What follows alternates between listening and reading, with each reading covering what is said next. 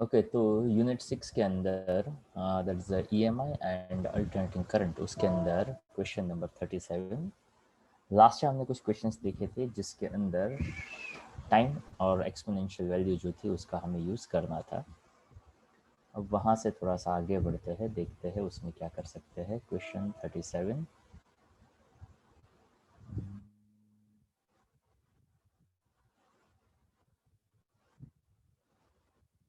Yes,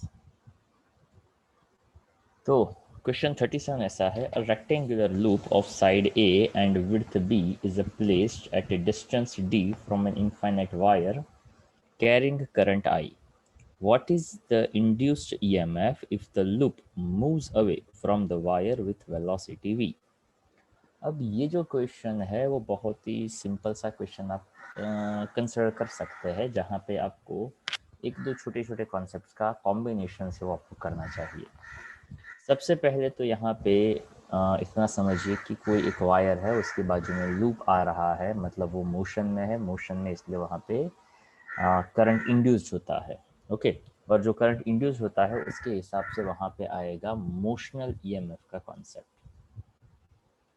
so first point is that यहाँ पे motional EMF जो है E is equals to BVL, उसका आप थोड़ा सा हल्का सा यूज़ करिए तो आपको पता चलेगा।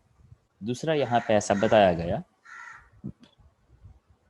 EMF E is equals to BVL। अब देखा जाए तो EMF फाइंड करना है, वेलोसिटी V दिया हुआ है, मैग्नेटिक फील्ड क्या होगा अगर वो पता चल जाएगा तो आपका काम आसान हो जाएगा। यहाँ पे आपको लेना पड़ेगा इंटीग्रेशन, कहाँ से कहाँ तक का।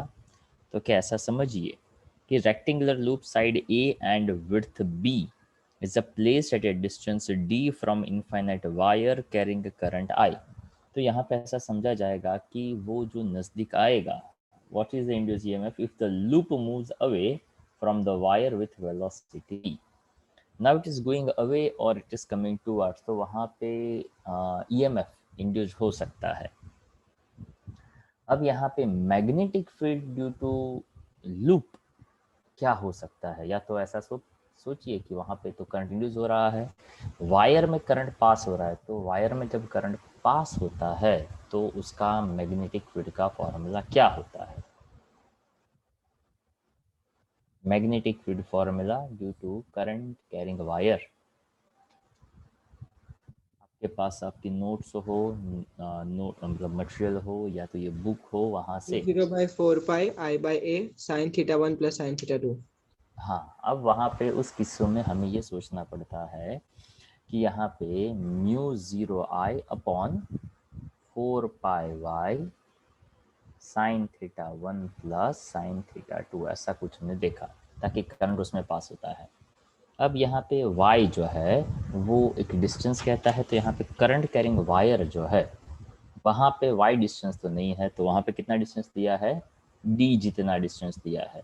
तो वायर से लूप का पहला एंड d जितने डिस्टेंस पे है और दूसरा एंड a जितने डिस्टेंस पे है, मतलब यहाँ पे आप डिस्टेंस का जो वैल्यू लेंगे ना, वो वायर से लेकर d और d प्लस a।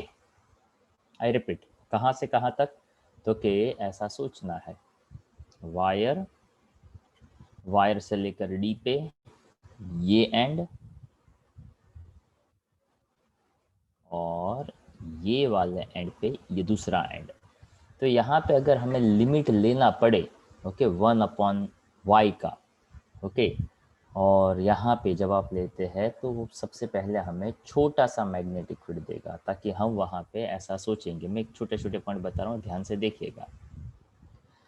यहाँ पे x जितने डिस्टेंस पे आपने एक छोटा सा dx ले लिया, ओके, इसका एरिया, तो कि यहाँ पे आप ये छोटा सा डिस्टेंस कंसिडर कर लीजिए, और उसका हाइट जो है वो हाइट तो यहाँ पे पूरा का पूरा मिल रहा है, मतलब BDX that gives a small area. I repeat, DA that is a BDX, वो स्मॉल एरिया जितना रहेगा।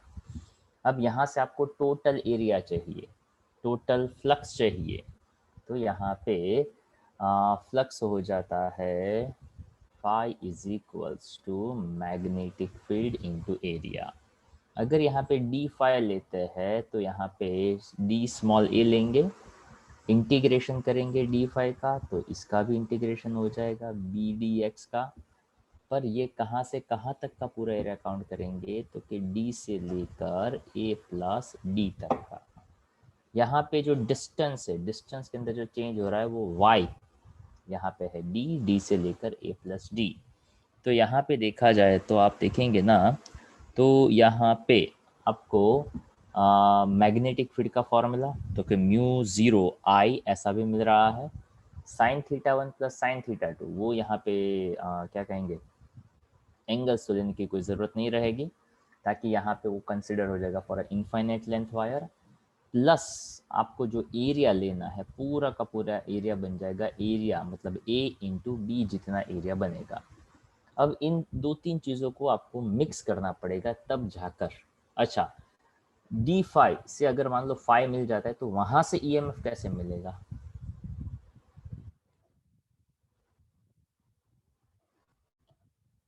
ऐसा कुछ होगा, E is equal to minus d five by D t. और वहां पे जब आप d five by D t करेंगे तो वहां पे देखिए फॉर्मूला के अंदर भी आपको v दिख रहा है। ओके, मतलब क्या, तो क्या फ्लक्स के अंदर डिस्टेंस होता है, डिस्टेंस का डिफरेंशिएशन टाइम के रिस्पेक्ट में करेंगे तो वेलोसिटी मिलेगा। तो इस क्वेश्चन के अंदर आपको 2 से 3 चीज़ों का छोटा छोटा यूज़ करना है। पहला एक, अगर मोशन में है तो motional EMF E is equals to B we L. Okay, कितना लेंथ, तो के जो लूप कितना डिस्टेंस ट्रैवल करेगा, मतलब वेलोसिटी एज इट इज आ जाएगा। मैग्नेटिक फील्ड किसकी वजह से आएगा, तो मैग्नेटिक फील्ड वायर की वजह से आएगा। वहाँ पे mu zero I sine theta one plus sine theta two, मतलब वो इन्फाइनाइट लेंथ वायर ले लो तो वहाँ पे हो जाएगा sine 90 plus sine 90 that is a 2, तो वो हो जाएगा mu zero I upon 2 pi y. Okay, तो यहाँ पे 2 पाई वाई का कॉन्सेप्ट ले सकते हैं। तो देख सकते हैं आपको यहाँ पे ए बी सी और डी ऑलमोस्ट सभी में नीचे डिनोमिनेटर में 2 ही दिया हुआ है, तो उससे एक छोटा सा पॉसिबिलिटी है वो फॉर्म हो रहा है कि सभी में 2 पाई ही आएगा। प्लस यहाँ पे डिस्टेंस y, तो क्या डिस्टेंस y तो नहीं होगा, डिस्टेंस कहाँ से कहाँ तक का होगा, तो कि ये डिस्टेंस d जितना होगा और a प्लस डी, यानी यहाँ से यहाँ तक का टोटल डिस्टेंस आपको लेना पड़ेगा। उसके हिसाब से म्यू ज़ीरो आ गया, आई आ गया, ऊपर v भी आ जाएगा, ये एज इट इज़ आ जाएगा।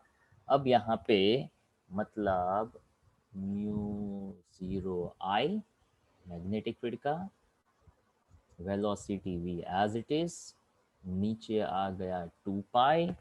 अब देखो mu zero I V, mu zero I V और mu zero I V, A B D, वैसे तो देखा जाए तो बी को छोड़कर सभी जगह पे आपको म्यू ज़ीरो तो मिल रहा है, तो बी ऑप्शन जो है, बी फॉर बॉम्बे, वो नहीं हो सकता ताकि वहाँ पे म्यू ज़ीरो का वैल्यू नहीं मिल रहा है। सी शायद नहीं हो सकता है ताकि वहाँ पे नीचे 2 पाई का वैल्यू नहीं आ रहा है। तो दो में से कोई एक पॉसिबिलिटी ज़्यादा स्ट्रॉन्ग यहाँ पे बन रही है, वो एक है ए और दूसरा है डी। ओके, तो ए या तो डी, दो में से कोई एक वैल्यू जो है वो ज़्यादा पॉसिबिलिटी यहाँ पे दे रहा है, ऐसा हो रहा है। अब दोनों में देखा जाए तो क्या सिमिलरिटीज है, if you can find out it. देखो तो दोनों का न्यूमरेटर ऐसा है, mu zero I I B A V सब में सेम टू सेम है, तो क्या हाँ। डिनोमिनेटर में देखो 2 पाई एक्स है, तो क्या हाँ 2 पाई एक्स ये है। नीचे एक में आता है अंडर रूट ए स्क्वायर प्लस एक्स और एक में आता है ए प्लस एक्स। अब यहाँ पे ये अंडर रूट ए स्क्वायर प्लस एक्स स्क्वायर और सिर्फ ए प्लस एक्स, वो क्या है अगर वो पता चल जाएगा तो आपका काम हो जाएगा। ओके, मतलब यहाँ पे कुल मिलाकर हमें ऐसा लग रहा है कि 4 ऑप्शन में से इतना बेसिक वर्कआउट से इतना पता चल रहा है कि कितनी वैल्यू कॉमन आएगी। आप वायर का फॉर्मूला लगाइए, वायर के हिसाब से फ्लक्स के बारे में सोचिए, स्मॉल फ्लक्स स्मॉल एरिया से मिलेगा, पूरा एरिया कवर करने के लिए। इसके लिए आपको शायद नोट्स में से पार्ट 2 में से एक ऐसा शायद न्यूमेरिकल हमने दिया था कि वहाँ पे वो नज़दीक आए या तो दूर जाए, इसके अंदर कितना फ्लक्स इंड्यूस्ड होता है, फ्लक्स का पता चल जाएगा तो आपको इसके मोशनल ईएमएफ का भी पता चल सकता है। ओके, तो मेरे हिसाब से ए या तो डी में से कोई आ सकता है और उसमें से डी जो है वो ज़्यादा नज़दीक है, ताकि म्यूरो न्यूमरेटर तो सब कुछ सेम टू सेम रहेगा, ताकि करंट आया गया, वेलोसिटी आ गया, एरिया इंटू बी, मतलब A into B, that's whole area आ गया। ओके, तो देखते हैं अब आपके पास हो वॉल्यूम 6, तो वहाँ से देख लीजिए कंपैरिजंस के लिए कि क्या कहें वहाँ पे सही हो सकता है। नंबर 36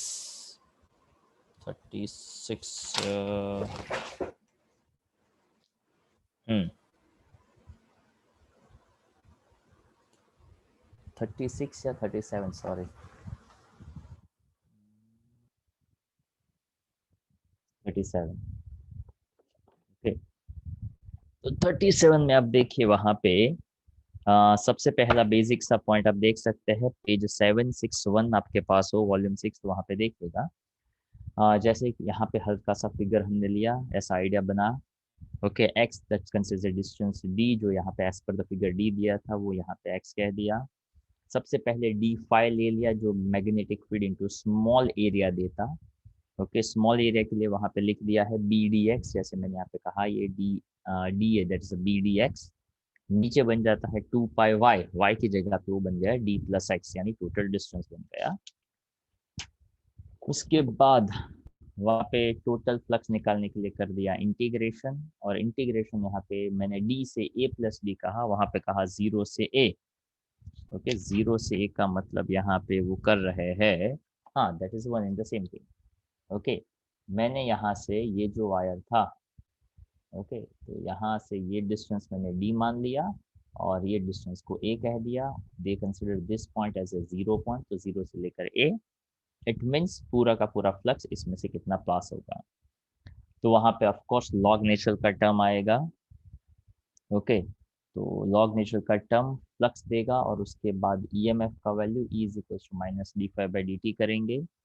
तो डिफरेंशिएशन, हाँ अब यहाँ पे ये जो लॉग नेचुरल की टर्म है, upper limit minus lower limit. और यहाँ पे एक और भी पॉइंट मैंने कहा था कि जब आप डिफरेंशिएशन करोगे तो x का डिफरेंशिएशन टाइम के रिस्पेक्ट में होगा, तो आपको वेलोसिटी जो है वो देखने को मिल सकता है। ओके, तो मोशनल ईएमएफ पर उसकी ज़रूरत ना हो तो सबसे पहले मैग्नेटिक फील्ड लो, मैग्नेटिक फील्ड से फ्लक्स निकालो, फ्लक्स के लिए स्मॉल एरिया लो, स्मॉल एरिया स्मॉल फ्लक्स से टोटल फ्लक्स, टोटल फ्लक्स का डिफरेंशिएशन जो देगा आपको ईएमएफ। ओके, और उसके हिसाब से mu zero I B A V 2 pi x upon a plus X, that's D option. वैसे यहाँ पे दूसरा कोई मेथड भी दिया हुआ है, वो भी काफ़ी सिंपल है, ट्राई करो तो शायद उसमें भी पता चल सकता है। अब यहाँ पे देखते हैं 37 के बाद, दैट इज 37 के बाद 40 तो क्वेश्चन नंबर 40 क्या कहता है, पेज किधर चला गया, पेज नंबर 283, क्वेश्चन नंबर 40 ऐसा कहता है।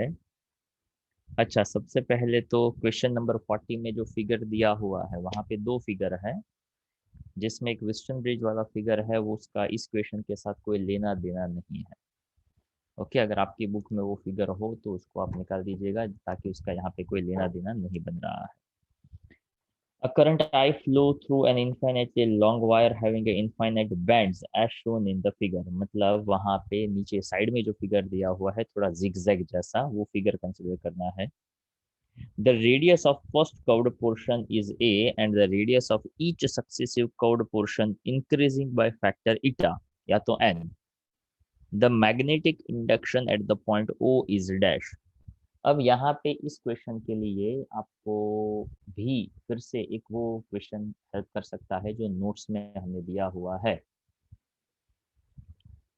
कि अगर पूरा आर्क ना हो, इफ यू रिमेम्बर इट, आया तो पूरा रिंग ना हो, छोटा सा हल्का सा आर्क हो, तो उसके लिए भी एक मैग्नेटिक फील्ड का फॉर्मूला बनाया था। Yes, anyone remember it? Ring होता है तो रिंग के लिए म्यू जीरो क्या फॉर्मूला बनता है रिंग के लिए?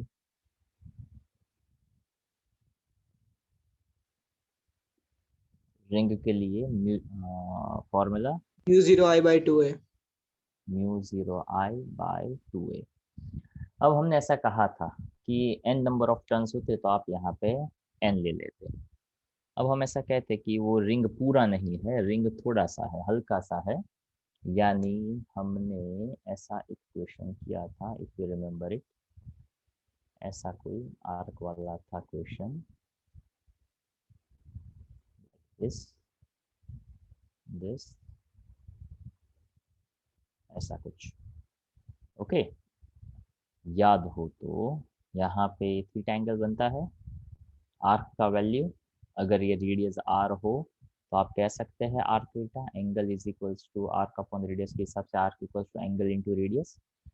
अब यहाँ पे ऐसा कहा कि एक टर्न होता है तो आप पूरा सरकमफ्रेंस कहते हैं 2 पाई आर। अब यहाँ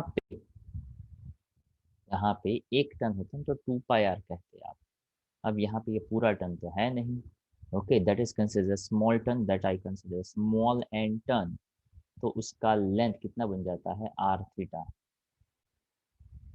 are theta upon 2 pi r is equal to small n, r r cancel, तो स्मॉल एन का वैल्यू क्या बना, थीटा अपॉन 2 पाई।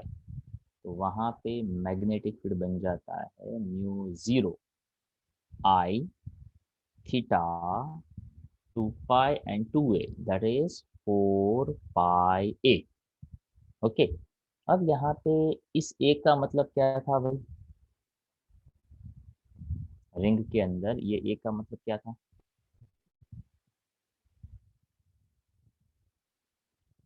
आपके पास चैप्टर 6 की नोट्स हो, चैप्टर 6 मतलब रेडियस। यहाँ पे आपको चैप्टर 4 की नोट्स भी काम में आएगी। Okay, magnetic effect of current का, ताकि ये उसी के साथ कनेक्टेड है। यहाँ पे ए का मतलब रेडियस था। ओके, अब मैं यहाँ पे ही इसको रेडियस कैपिटल आर कहूँ तो यही फॉर्मूला बन जाता है mu zero I theta upon 4 pi capital R. Okay, जब वो चैप्टर 4 हमने पढ़ाया था ना मैग्नेटिक इफेक्ट ऑफ करंट, तब भी मैंने आप लोगों को ऐसा बताया था कि यहाँ पे है ना ये थोड़ी थोड़ी चीज़ें कंफ्यूजिंग है। कभी कभार स्मॉल ए को रेडियस कहेंगे, कभी कभार कैपिटल आर को रेडियस कहेंगे, कभी कभार डिस्टेंस को डी कहेंगे, कभी कभार उसको एक्स देंगे। पर हम थोड़ी सी क्लैरिटी रखेंगे, थोड़ा सा ट्राई करेंगे तो हमें सही तरीके से सही चीज़ों का पता चल जाएगा। अब यहाँ पे देखो, सबसे पहला जो लूप लिया था उस लूप में थीटा एंगल बनाया, तो हमारा पहला पॉइंट तो क्लियर होना चाहिए कि मैग्नेटिक फील्ड जो जनरली पहला जो लूप है उसका बनता है वो बन जाता है mu zero I theta upon 4 पाई ए। अब क्वेश्चन के अंदर और तो कोई डेटा दिया नहीं है, हमें सिर्फ क्या करना था, तो कि देखा जाए तो mu zero I theta upon 4 पाई ए, तो mu zero I theta upon 4 पाई ए, तो I think A B C 3 में है और फोर्थ है नन ऑफ दिस, तो नन ऑफ दिस वाले को लास्ट में चेक करते हैं। ए बी सी तीनों ऑप्शन में mu zero I theta upon 4 पाई ए हमें दिख रहा है। अब बाकी सब में क्या क्या सिमिलरिटीज है या तो डिसिमिलरिटीज है, पहले उसको आइडेंटिफाई कर लेते हैं। ओके, वहां पे ऐसा कहा कि धीरे धीरे धीरे उसका रेडियस जो है, first curved portion is a and the radius of each successive curved portion increase by factor eta. मतलब यहाँ पे रेडियस का वैल्यू जो है वो बढ़ रहा है। अब देखो, रेडियस का वैल्यू बढ़ेगा मतलब ये आर के ऊपर वो इफेक्ट करेगा, जैसे इसके ऊपर इफेक्ट करेगा वहां पे थोड़ा थीटा जो है उसके ऊपर भी थोड़ा सा हल्का सा इफेक्ट आएगा। तो वहां पे ऐसा बताया कि mu zero I theta upon 4 pi, पहला ऑप्शन है वहां पे है eta upon eta plus one, दूसरा थोड़ा सा उल्टा दिख रहा है eta plus one upon eta, और एक है उसमें है eta plus one mu zero I theta 4 pi. तो बी और सी ऑप्शन में mu zero I theta mu zero I theta eta plus one, I think B और सी ऑप्शन तो सेम दिख रहा है मुझे तो।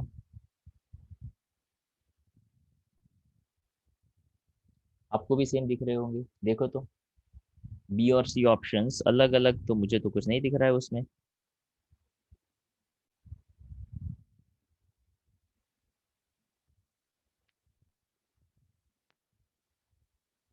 ओके, अगर किसी में ईटा -1 या ऐसा कुछ कर देते तो शायद कुछ बात बन सकती थी।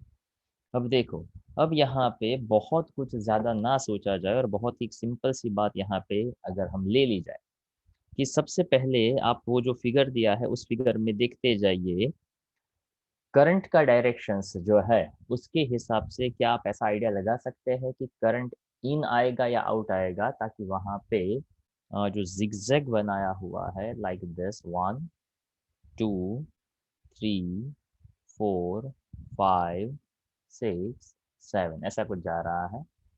1 2 3 4 5 6 7 समथिंग लाइक दिस। अब यहाँ पे ऐसा बताया हुआ है कि अगर मान लो हम इनिशियली पहले वाले के लिए बात करें, तो यहाँ जाएगा और उसके बाद ऐसे टर्न करेगा, तो ये यहाँ पे इसकी वजह से करंट कौन सी डायरेक्शन में जाएगा, पहले पार्ट की वजह से, पहले लूप की वजह से? अपवर्ड। लाइक दिस, अगर आप रिंग के कॉन्टेक्स्ट में देखते, ओके, तो ये ऐसे जाता ना, तो that is coming out.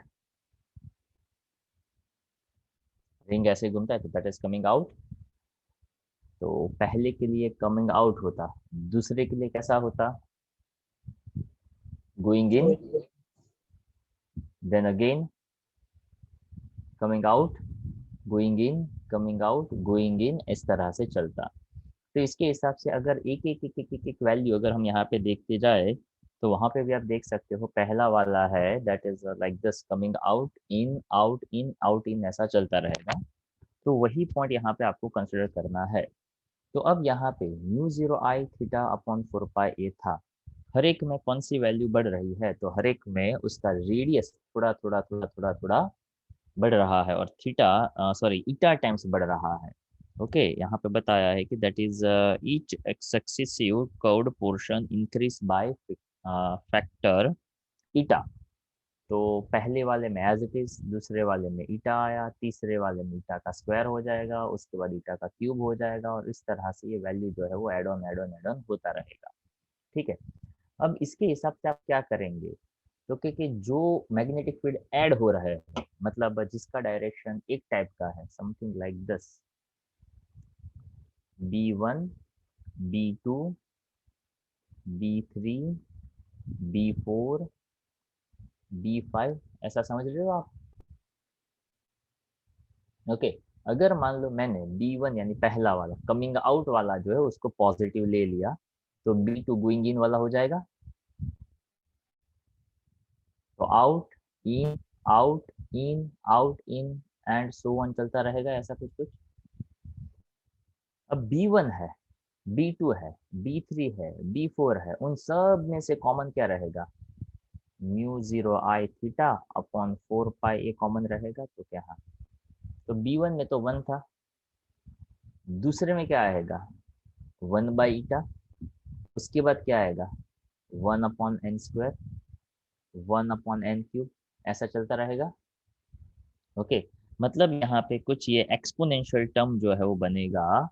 Okay, और ये जो है यहाँ पे वैसे देखा जाए तो इसमें से भी कुछ कॉमन ले सकते थे, मैथ्स वाले थोड़ा इसमें अपना दिमाग जो लगा सकते हैं, वन जीपी माइनस लगेगा। हाँ। ओके, तो उसके हिसाब से mu zero I theta upon 4 pi A common रहेगा, और जीपी का फॉर्मूला लगाएंगे तो देख सकते हैं, जिसको जीपी क्या है वो ना पता चले, तो वो वॉल्यूम 6 में एक रेफरेंस के लिए देख सकते हैं, पेज 763 है, वहां पे उसने बताया हुआ है सेकंड हाफ के अंदर, the resultant field is the sum of the above field which is a geometric progression, GP का मतलब होता है geometric progression, with common ratio -1/ईटा, दैट्स 1/ईटा। ओके, यहाँ से यहाँ से लेके जाओ तो उसमें से कॉमन कॉमन कॉमन वो मिल जाता है। अब देखिए वहां पे म्यू जीरो आई थीटा अपन 4 पाई ए का वैल्यू कॉमन ही था, मतलब एज इट इज ही था, बट डिवाइड बाय 1+1/ईटा, जो उसका फॉर्मूला है 1+1/r, यानी पहला टर्म होता है। ओके, ये पहला टर्म यहाँ पे 1 है, और उसके बाद वहाँ पे 1/ईटा, यानी वो जो कॉमन टर्म है उसको ऐड कर दिया। ओके, और वो वैल्यूज डालने से आपको फॉर्मूला मिल सकता है mu zero I theta eta upon 4 पाई ए, ईटा कहो या एन कहो, हाँ, n+1। So I think that A option जो है।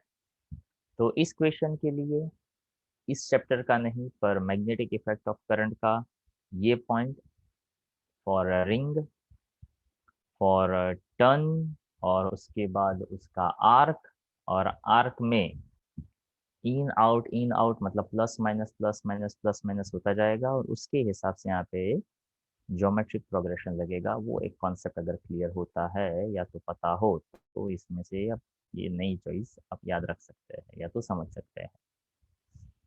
इसके बाद है नंबर सीधा है 80। ओके, तो मैं सामान लेता हूँ इसके बीच में या तो इजी होंगे या तो आपने शायद नहीं किए होंगे या तो करने जैसे नहीं होंगे। चलो उसके बाद क्वेश्चन नंबर 80 जो है 80। अब देखो 80 क्वेश्चन जो है वहां पे सेम एक डायरेक्ट फॉर्मूला बनेगा जिसका जिक्र मैंने लास्ट लेक्चर में किया था। In LR circuit for the case of increasing current the magnitude of current can be calculated by using the formula. अब यहाँ पे I equal to I zero E raise to, okay, तो E raise to are T by L, one minus E raise to are T by L, one minus E raise to minus are T by L, E raise to minus are T by L. तो याद करिए हमने कहाँ गया वो मैं बता दूं यहाँ पे।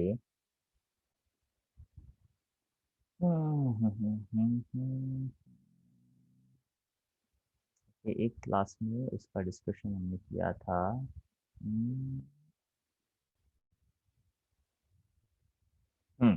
ये रहा I equal to I zero one minus E raise to minus are t by L. Okay, तो ये एक डायरेक्ट फॉर्मूला है, आप देखेंगे तो उसका डायरेक्ट यहाँ पे यूज़ किया हुआ है और वो इसका आंसर है, वो हो सकता है। तो 80 नंबर के क्वेश्चन में ये ऑप्शन होना चाहिए I equal to I zero one minus E raise to are t by L.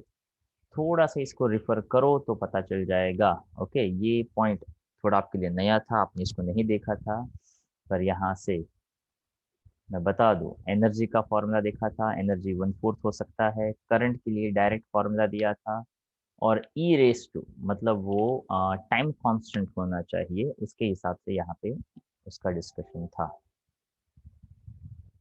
तो शायद आपका 80 नंबर का क्वेश्चन है वो उसी डायरेक्ट फॉर्मूला से भी आप कर सकते हैं। After 80 next is 97।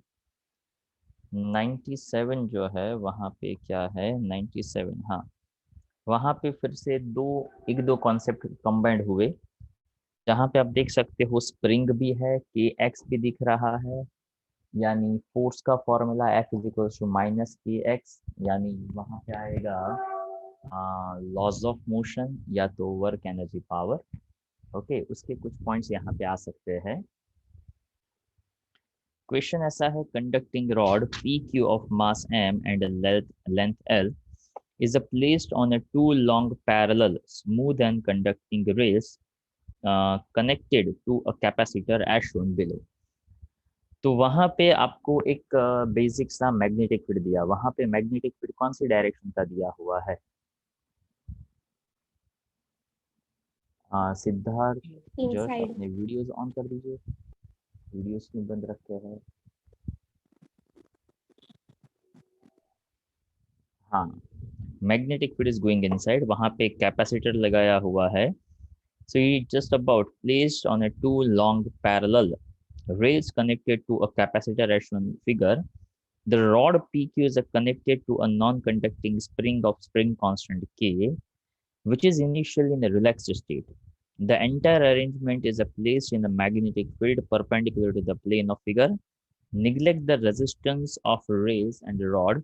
Now the rod is imparted a velocity v naught towards right,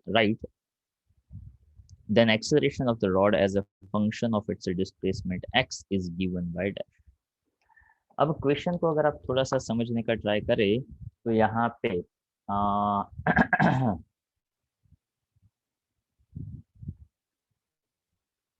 nine, अरे यहाँ पे आपको देखना ये है कि कहा हुआ है that something we have to find out acceleration. तो एक्सेलरेशन कहाँ से मिलेगा? That consider as a entire arrangement placed in this magnetic field. Now rod is imparted velocity. Acceleration of rod as a function of its displacement x is given by dash। यानी यहाँ पे कुछ ऐसा सोचना पड़ेगा। देखा जाए तो देखो ए बी और सी तीनों ऑप्शंस में के एक्स यानी फोर्स कांस्टेंट की तो बात नहीं करनी है। अब यहाँ पे आप ऐसा फॉर्मूला ले लो, F is equals to k x, F is equals to M a, acceleration equals to क्या बन जाएगा, के एक्स बाय एम बन जाएगा। If you just look at that k x by m एक ऑप्शन है भी, पर यहाँ पे वो सीधा सीधा काम नहीं करेगा। क्यों नहीं करेगा? ताकि यहाँ पे F is equals to k x, F is equals to M a वो बहुत बेसिक सिचुएशन में होता है। यहाँ पे रॉड है, मोशन में है, मैग्नेटिक फील्ड के अंदर है, कुछ इंड्यूस्ड होने वाला है, सभी पॉइंट्स को अगर आप कंसिडर करो तो यहाँ पे सीधा सीधा F k x F m a acceleration k x by m, इसलिए सीधा सीधा ऐसा अप्लाई नहीं होगा। पर हाँ, यहाँ पे ऐसा जरूर कह सकते हैं कि के एक्स है वो न्यूमरेटर में तो आएगा। तो you can just look at that a b और सी तीनों ऑप्शंस में के एक्स तो आ ही रहा है। ये ऑप्शन के एक्स बाय एम है तो वो तो ए निकल गया, डी भी निकल गया। तो ऐसे क्वेश्चंस में जो काफी लोगों ने फर्स्ट एग्जाम दिया तो उसके हिसाब से मैं यहाँ पे उसको थोड़ा सा गाइड ये करूंगा कि फर्स्ट एग्जाम जो आप लोगों ने दिया, ओके, वैसे काफी लोगों की ये क्वेश्चन होते हैं कि सर कट ऑफ क्या है, कट ऑफ कैसे पता चलेगा, कहाँ एडमिशन मिलेगा। तो first of all just try to understand कि पहले एग्जाम से कोई कट ऑफ का कोई आइडिया कोई क्लियर नहीं हो सकता है। अगर मान लो ऐसा कह भी दे, ओके, जो भी एजेंसी है वहां से कि ये आपका कट ऑफ है, तो उसके हिसाब से वो आपको एडमिशन मिल ही जाएगा, उसका कोई आप कंफर्म पॉइंट नहीं बता सकते। ताकि जो भी कट ऑफ है, ताकि आपको जो एग्जाम देनी है उसमें से जो अच्छा स्कोर होगा वही काउंट होगा। Just imagine that for example apart from this question में बात कर लो, मान लो 2 अटेम्प्ट है या 3 अटेम्प्ट है, चलो 3 अटेम्प्ट का एग्जाम्पल ले लेते हैं, a b and c, okay. अब यहाँ पे ध्यान से सुनिएगा, सभी एग्जाम्स में 10-10 लोग बैठे, ओके, और फाइनल में मुझे सिर्फ 5 लोगों को लेना है। अब पहली एग्जाम जो है वहाँ पे मैं यहाँ पे नंबर से बात करूंगा, यहाँ पे 1, 3, 4, 7 और 9 ये 5 लोगों ने कंप्लीट किया, कट ऑफ के हिसाब से उसको एडमिशन मिल सकता था। बी एग्जाम में 2, 5, 8, 10 और 1 ने फिर से कट ऑफ मतलब कंप्लीट किया, और सेकंड कट ऑफ के हिसाब से ये भी एडमिशन्स के लिए एलिजिबल है, ओके। अब यहाँ पे थर्ड एग्जाम है, ओके, तो यहाँ पे 2, 4, 6, 8 और 10 ये 5 लोगों ने एलिजिबिलिटी एरिया को क्रॉस किया, कट ऑफ को क्रॉस किया।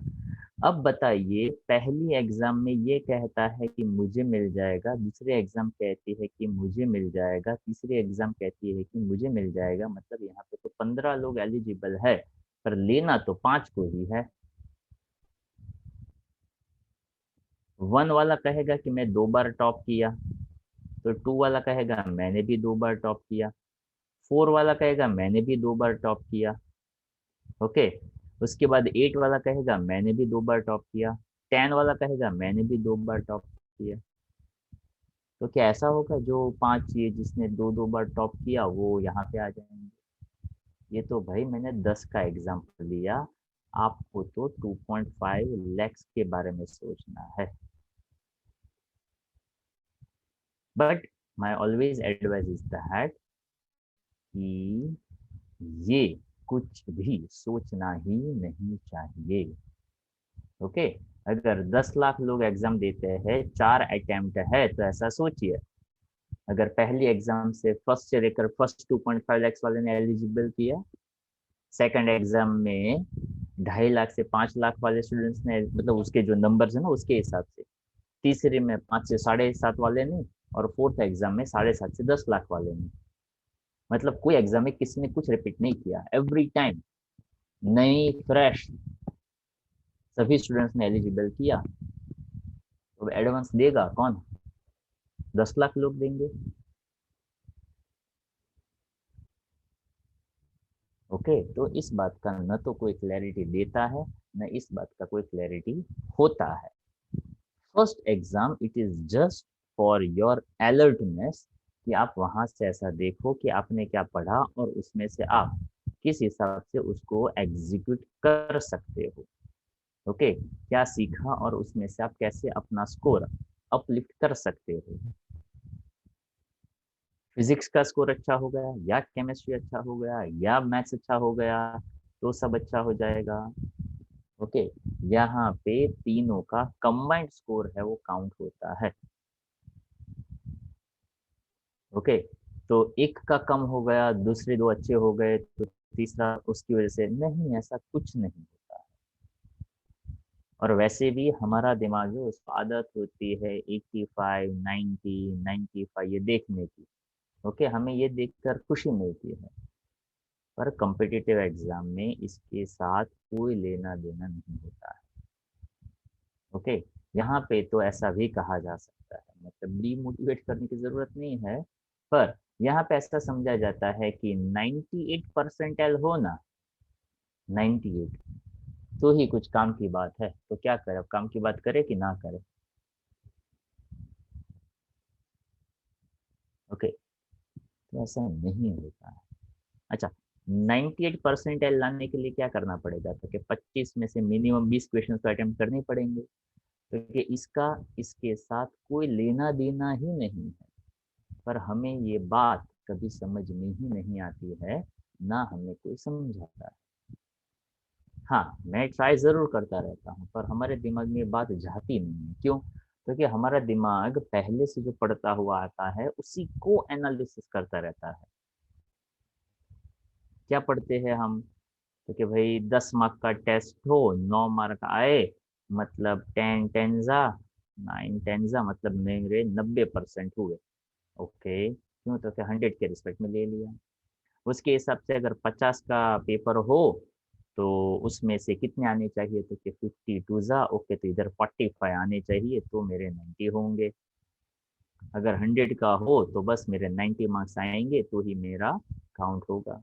पर भाई ये आप रेगुलर पढ़ते, रेगुलर एग्जाम्स देते थे, आप उसके परसेंटेज की बात करते हो, इसका इसके साथ तालमेल नहीं है। और ये थोड़ा सा कॉम्प्लिकेटेड स्टेटिस्टिक्स है। हाँ, वैसे चाहे गुजकेट हो, जेई हो, नीट हो, उन सब में ये सेम स्टेटिस्टिक्स लगता है। पर ये ऐसी चीज है कि हर एक स्टूडेंट्स को समझना है कि नहीं, अपने को समझना है कैसे काम करता है। पर भाई ये नहीं समझा जा सकता। तो इसी समझने के चक्कर में हम यही सोचते रहते कि 98 परसेंटाइल चाहिए, तो जो 25 क्वेश्चंस दिए गए हैं उसके 98% क्वेश्चंस हमें सॉल्व करने चाहिए, हमारे 98 परसेंट क्वेश्चन सही होने चाहिए, तो हमारे 98 परसेंटाइल आएंगे, जो बिल्कुल ही गलत लॉजिक है। हाँ, वो बात अलग है कि ऑलमोस्ट 100% स्टूडेंट्स यही मान के चलते हैं कि जितने ज्यादा क्वेश्चंस अटेम्प्ट करेंगे उतना ज्यादा परसेंटाइल हमारा बढ़ेगा। गलत चीज है वो। Okay, it's pure statistics. Okay, तो अभी स्टेटिस्टिक्स की बजाय आप सिर्फ और सिर्फ फर्स्ट अटेम्प्ट, सेकेंड, थर्ड जो भी आते हैं, हो सके उतना जो भी कॉन्सेप्ट आप पढ़ते हो या तो पढ़ चुके हो उसी को सिर्फ रिवाइज करते रहे, नई चीजों के ऊपर हाथ मत आजमाइए। Okay, this is just basic idea. अब देखो यहाँ पे डायरेक्ट इस क्वेश्चन की मैं बात करूँ तो 97 क्वेश्चन में आपको करना क्या है, तो कि ए is equal to k x, ऐसा तो कुछ आएगा। अगर चारों ऑप्शन हम देखें तो के एक्स बाय एम वो तो नहीं आएगा, मतलब ए और डी निकल जाएगा। तो एग्जाम में आपको ये जो फंडा जो है, जो अभी मैं यहाँ पे बता रहा हूँ, कि चारों ऑप्शंस भी पैरेलल देखते जाने का और उसी के हिसाब से आपका दिमाग है वो लगाते जाने का कि क्या करेंगे तो किस हिसाब से आपको आंसर जो है वो मिल सकता है, उसके हिसाब से आपको पता चलेगा कि आपको कैलकुलेशंस किस डायरेक्शन में करनी है। बचते हैं बी और सी दो ऑप्शंस। वहां पे डिफरेंस है M plus B square L square C, और एक है M minus B square L square C. तो सिर्फ और सिर्फ डिफरेंस जो है वो किस बात को लेकर है, प्लस या तो माइनस को लेकर है। अब यहाँ पे आपको ऐसा सिंपल सा आइडिया सोचना है कि सिचुएशन में क्या किया गया, तो सिचुएशन में ऐसा बताया गया कि which is initially in released state the entire arrangement blah blah blah. यहाँ पे एक अरेंजमेंट दिया गया है connected to non conducting spring initially in released state, sorry, initially in a relaxed state, the entire arrangement is placed in a magnetic field. Now the rod is imparted a velocity v naught towards right. तो towards right मतलब वो इधर जाएगा, towards right जाएगा, तो overall जो magnetic field है वही से यहाँ पे आपका काम बन सकता था।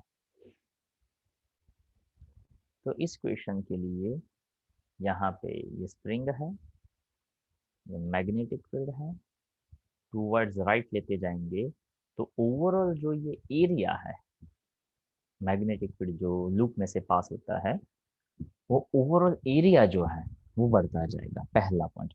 दूसरा वहां पे ऐसा आप कह सकते हैं कि जो टोटल लेंथ होगा वो आप ऐसा कह सकते हैं कि जो स्प्रिंग कांस्टेंट है, वैसे आप देखो तो वहां पे फोर्स लगेगा, वैसे यहाँ पे हमने जो फोर्स सिंपल सा काउंट किया ना F is equal to m, पर यहाँ पे जब करंट पास करते हैं या तो ऐसी सिचुएशन होती है तो दूसरा फोर्स का फॉर्मूला क्या आता है, force is equal to BIL, okay, और F is equal to k x.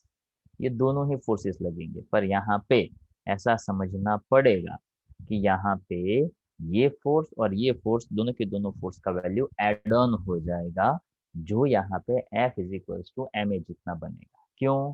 क्योंकि यहाँ पे स्प्रिंग की मोशन की वजह से इंड्यूस भी होगा, उसके ऊपर फोर्स भी लगेगा और वहां पे स्प्रिंग कांस्टेंट भी लगेगा। तो जो टोटल 3 फोर्सेस लगेंगे उसमें से सबसे पहले बिल प्लस के x and that is equals to M a, ऐसा पहला पॉइंट यहाँ पे बनेगा। दूसरा वहां पे आपको फाइंड करना था एक्सेलरेशन का वैल्यू, दैट इज वेलोसिटी दिया हुआ है, ओके। तो अब यहाँ पे ऐसा कुछ आपको सोचना चाहिए जो आप यहाँ पे देख सकते हैं कि टोटल करंट आपको लेना है बी आई एल में, current I is equals to D Q by D t कर सकते हैं। D Q by d that's change in charge with respect to time, and then after, okay, यहाँ से आप जो भी मैं कर रहा हूँ देखते जाइएगा। वॉल्यूम 6 में से एक रेफरेंस में दे रहा हूँ जो थोड़ा सा हल्का सा आपके लिए नया हो सकता है, just look at that, page 767 उसके सेकंड हाफ में ये पॉइंट दिया हुआ है, ओके। इतना तो समझ में आया होगा। 4 फोर्सेस लग रहे थे, के एक्स एम ए, पर यहाँ पे स्प्रिंग भी है और मोशनल सॉरी इंड्यूस भी हो रहा है फोर्स, तो बिल प्लस के X which is equal to M A लगेगा। Now they mention I is equal to D Q by D T, जहाँ पे क्यू का वैल्यू लिया हुआ है C into B we L. अब ये जो C into B we L लिया हुआ है, where the C stand for what? Capacitance. Yes, यहाँ पे सी का जो वैल्यू है वहां पे उसको आप देखिए, सी की जगह पे लिखा हुआ है c q into B we l. अगर मैं इसको ऐसे देखता ना तो क्या मुझे ऐसे देखने को मिल सकता है, सी बाई सॉरी गलत लिखा तो गलत आएगा यहाँ पे, into c is equal to q, ऐसा लिखना था बरोबर। क्यू की जगह पे लिखा है ना सी इंटू बी वी एल, तो बी वी एल क्या है? वोल्टेज और ईएमएफ। हाँ, ईएमएफ है। तो उसको यहाँ पे ऐसा बताने का ट्राई किया कि जो टोटल चार्ज होगा वो चार्ज जो कैपेसिटेंस के अंदर स्टोर होता है वो, और जो ईएमएफ यहाँ पे इंड्यूस्ड होता है वो, यहाँ पे ईएमएफ इंड्यूस होता है just because of motional EMF, plus capacitance के अंदर जो चार्ज स्टोर होता है वो कुल मिलाकर आपको टोटल वैल्यू देता है क्यू का value.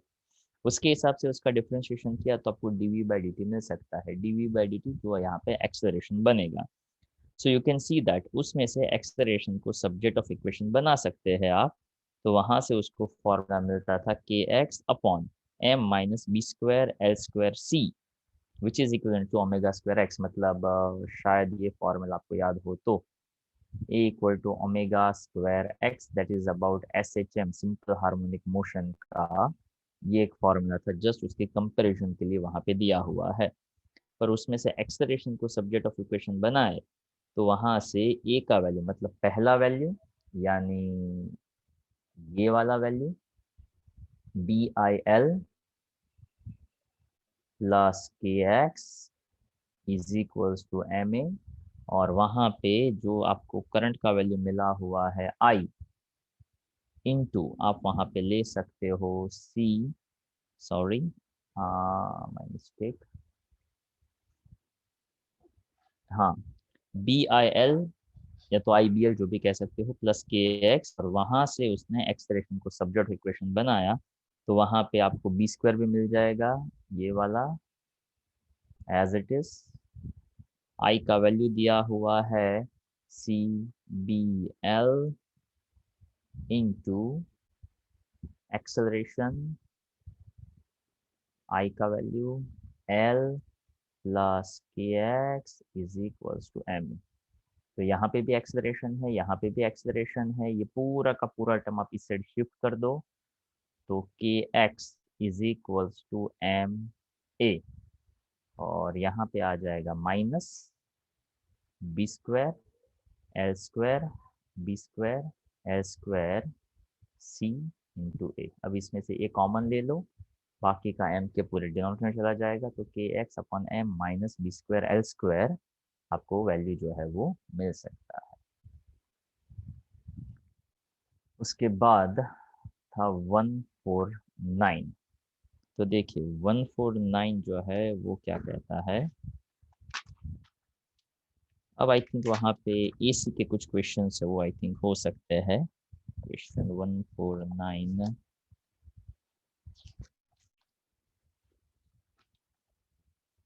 Page number 292। A small square loop of wire of side L is placed inside a large square loop। ये तो पढ़कर ऐसा लग रहा है शायद सिचुएशंस को अगर हम ड्रॉ करने का ट्राई करें, question 149 small square loop of wire of side small l is placed inside a large square loop of wire side L।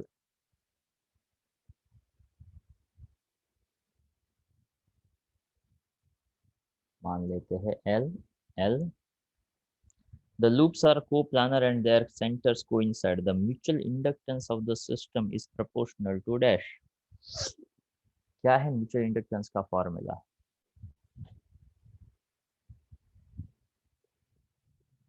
Mutual inductance का formula M is equals to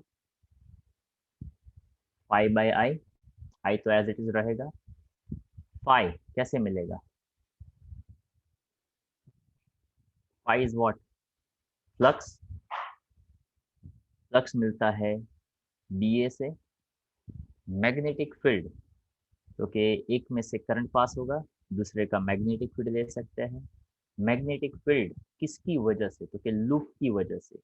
loop की वजह से centre पे magnetic field का formula, यानी याद करिए हमने ऐसा पढ़ा था कि कोई एक वायर फॉर एग्जांपल चलो इसकी वजह से ले लूँ मैं, हाँ, इसकी वजह से इसके सेंटर पे मैग्नेटिक फील्ड का फॉर्मूला, ऐसा एक क्वेश्चन शायद हमने देखा हुआ है। यहाँ पे ये एंगल 45 डिग्री बनाएगा। ऐसे 4 वायर का रहेंगे वैल्यू, एक के लिए वैल्यू क्या बनेगा? क्योंकि म्यू 0 I, अगर ये पूरा का पूरा L है तो यहाँ से यहाँ तक का डिस्टेंस कितना हो जाएगा? L/2 बनेगा, हाफ पे आएगा। Sine theta 1 plus sine theta 2 यानी साइन 45 प्लस साइन 45 बनेगा। ऐसा एक के लिए बनेगा, अगर आप ऐसा 4 के लिए सोचो तो पूरा का पूरा वैल्यू देखिए क्या बनेगा। 4 4 कैंसल, 2 जाएगा ऊपर, 2 mu 0 I pi L sine 45 plus sine 45 यानी 1/√2 प्लस 1/√2। कितनी बार आएगा √2? 2 बार आएगा। तो 2 टाइम्स 1/√2 यानी नीचे से √2 जाएगा, ऊपर √2 बचेगा। 2 times 1/√2, so that's √2 remains in the numerator। तो 2√2 mu 0 I by pi L, ये जो है ना ये बनेगा मैग्नेटिक फील्ड।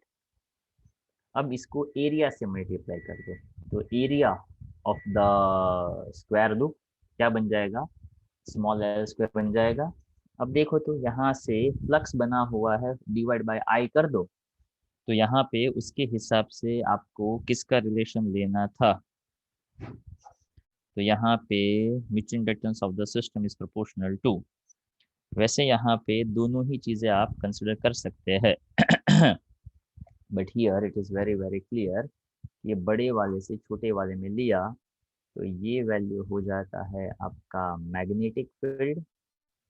मैग्नेटिक फील्ड को एरिया से मल्टीप्लाई कर दो तो 2√2 μ0 I pi L, area of the smaller one तो बन गया ये पाई बाय आई कर दो तो ये बन गया आपका म्यूचुअल इंडक्टेंस।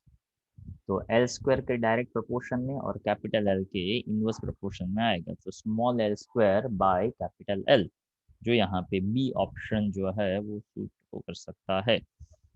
पेज पार्ट 6 में भी देख लो, सेंटर पे हाँ वही हुआ ना, साइन 45 मैंने डायरेक्ट ले लिया, वहाँ पे कॉस पाई बाय 4 का कॉन्सेप्ट लिया, बट कॉस कहो या साइन कहो one in the same thing. हमारे पास ये फॉर्मूला अच्छा था μ0I 4πy वाला। ओके, तो कुल मिलाकर तो बात एक ही बनती है, फ्लक्स ले लिया, फ्लक्स को पाई बाय आई कर दिया, तो small L square by capital L ऐसा ही आएगा। After 149 now it is about 173। तो देखिए 173 जो है उसमें क्या करना है 173 at a hydraulic power plant the water, hello hello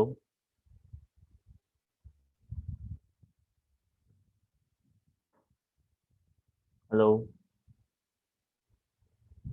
Yes, sir. हाँ आवाज आ रही है, Yes, sir. मैं दिख रहा हूँ, Yes, sir. ओके स्क्रीन पे क्या दिख रहा है, हेलो, वन नोट वाला दिख रहा है, अभी चला गया। मुझे तो कुछ नहीं दिख रहा था इसलिए, चलो तो मुझे तो यहाँ पे कोई नहीं दिख रहा है, पर कोई बात नहीं, मैं दिख रहा हूँ ना, आप लोगों को नोट्स दिख रहे हैं ना, हाँ ना, तो बोलते रहिएगा तो मुझे कुछ पता चले। हेलो, हाँ सर, देखा है जी।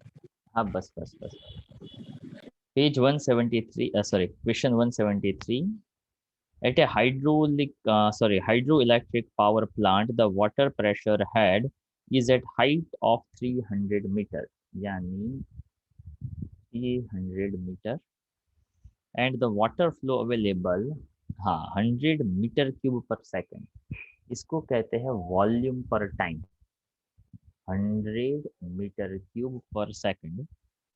If the turbine generator efficiency, ये क्वेश्चन भी शायद हो सकता है कहीं पे हमने इसको ट्राई किया हो। ईटा एफिशिएंसी का मतलब होता है output power upon input power 60%, यानी you can say it's a 0.6। Electric power available from the plant is dash. अब देखो यहाँ पे ऐसा एक पॉइंट या तो कॉन्सेप्ट लगा सकते हैं, पोटेंशियल एनर्जी का what is a power formula, पहले तो ये सोचिए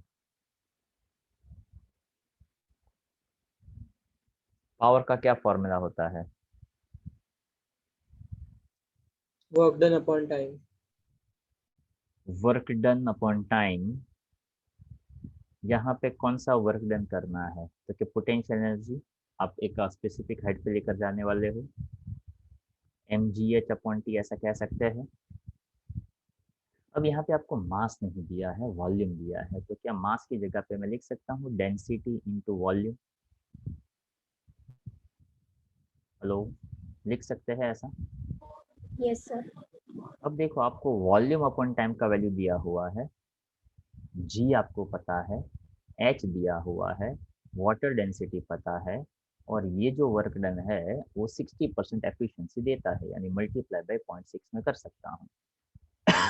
तो वाटर डेंसिटी हो जाती है 1000, वॉल्यूम अपन टाइम दिया हुआ है 100, जी ले लूँ 10, ये ले लूँ 300 और ये ले लेता हूँ 0.6, तो 6 3 18।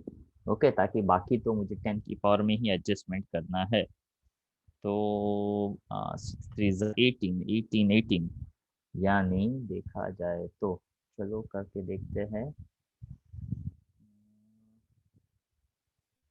3 इंटू 0.6 इंटू 10⁻³ प्लस 2, 5 6 7 8 10⁻8, 6 3 18, 1.8 10⁻8 और मेगा है, यानी 1.8 10⁻² इंटू 10⁻6, 1.8 इंटू 10⁻² कर दो, कितना हो जाएगा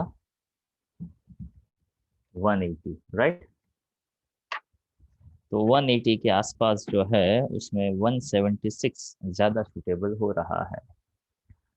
तो पावर का formula work done upon time, 60% उसका एफिशिएंसी था, तो उसके हिसाब से मैंने यहाँ पे 0.6 यहाँ पे मल्टीप्लाई कर दिया, तो उसके हिसाब से 180 मेगावाट हमें, मतलब अगर यहाँ पे जी बताया था 9.8 लेना, मैंने जानबूझकर 10 लिया था ताकि हमें जल्दी आंसर मिल सके। तो बेसिक फंडा, पावर आप लेकर गए, पोटेंशियल एनर्जी हुआ, पर मास की जगह पे डेंसिटी इंटू वॉल्यूम करना था, इतना के अंदर करना था।